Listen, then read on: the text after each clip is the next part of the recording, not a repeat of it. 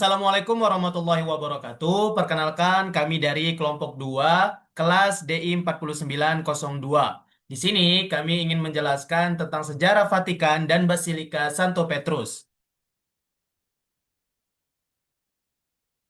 Di sini ada beberapa nama. Yang pertama, Saya Ahmad Rafa Satriawan dengan NIM 106032500001.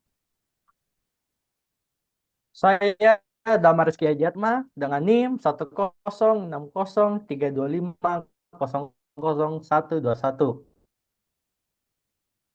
Dengan saya Bimo Raffi Firdaus dengan NIM 106032500092. Saya Fahmi Nurul Zihni dengan NIM 10603255000104. saya Rapli Perdana dengan NIM 106032500076.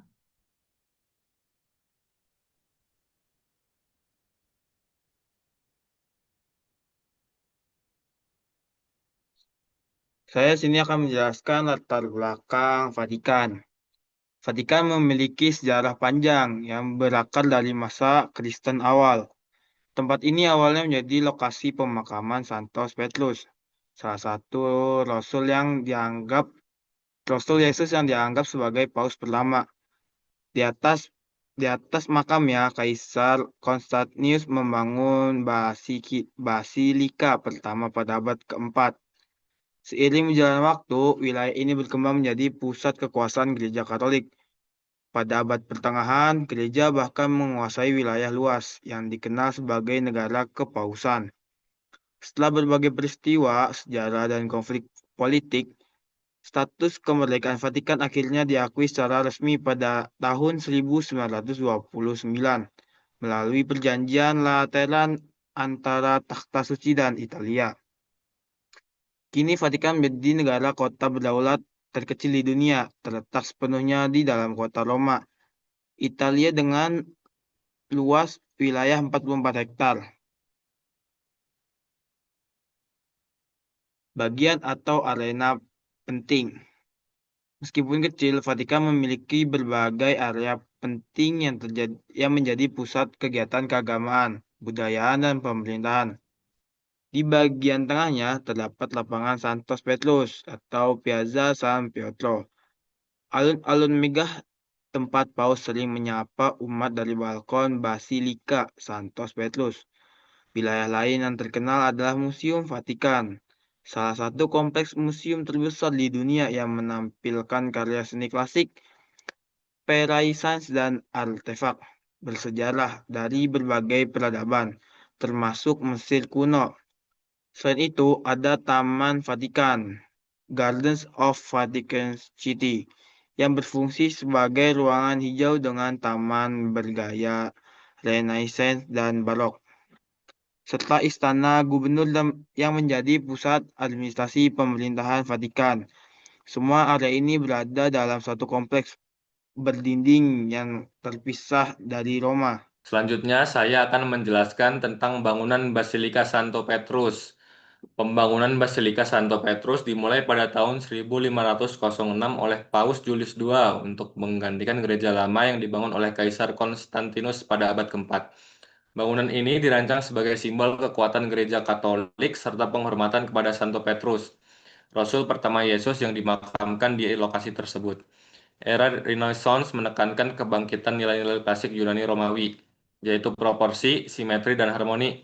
Maka dari itu, arsitek-arsitek seperti Bramante dan Michelangelo menerapkan prinsip human centered design yang berpusat pada manusia dengan proporsi ideal dan keteraturan geometris.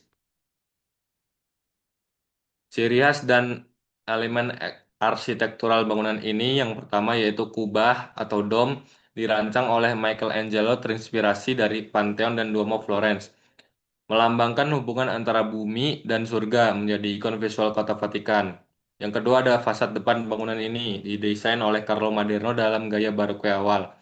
Kolom besar dan berurutan menciptakan kesan megah dan monumental.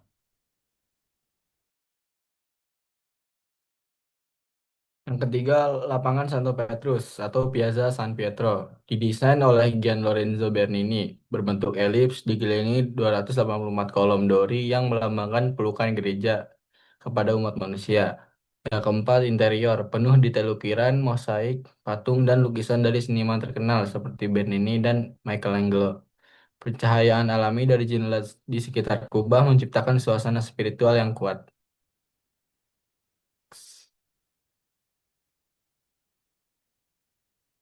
Selanjutnya, makna simbolis dan keunikan. Basilika Santo Petrus bukan hanya pusat ibadah, tetapi juga simbol kekuasaan rohani Gereja Katolik. Arsitekturnya mencerminkan perpaduan antara seni, iman, dan sains idealisme utama masa Renaissance. Proporsi ruang dan pencahayaan dirancang agar setiap pengunjung merasakan keagungan ilahi. Selanjutnya, nilai tipikal dan relevansi dalam sejarah interior. Renaissance, yaitu keseimbangan, rasionalitas, dan proporsi klasik. Barokyo yaitu drama visual, gerak, dan emosi dalam desain ruang. Studi kasus ini mengajarkan bagaimana identitas budaya dan nilai spiritual dapat diterjemahkan ke dalam bentuk arsitektur monumental.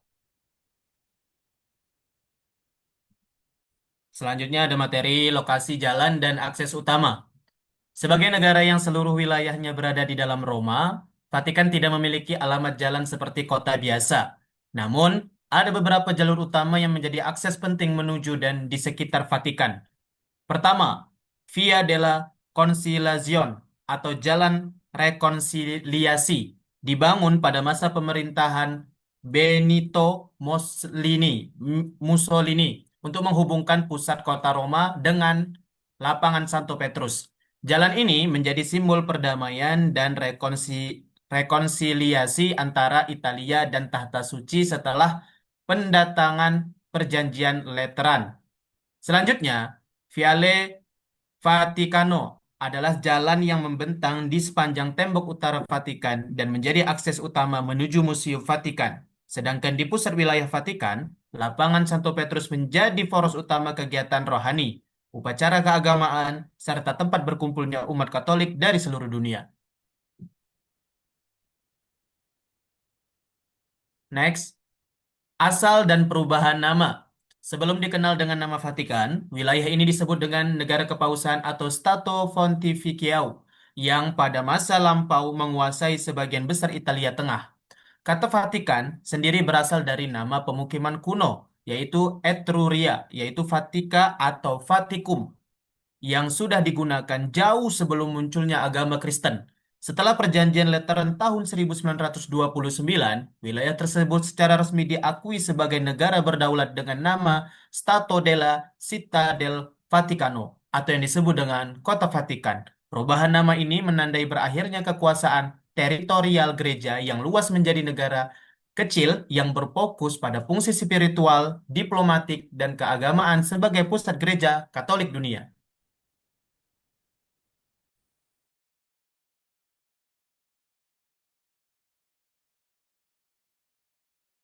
Publikasi koran.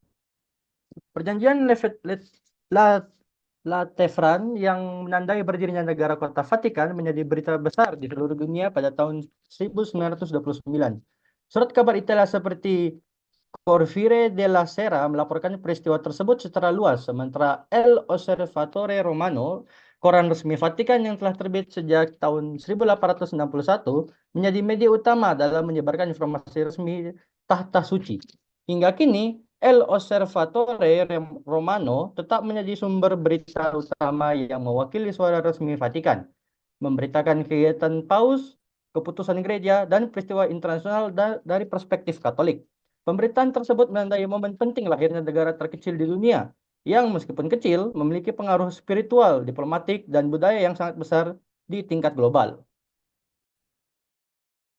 Oke, mungkin cukup sekian dari kelompok kami. Jika ada salah kami mohon maaf. Billahi taufiq wal hidayah. Wassalamualaikum warahmatullahi wabarakatuh.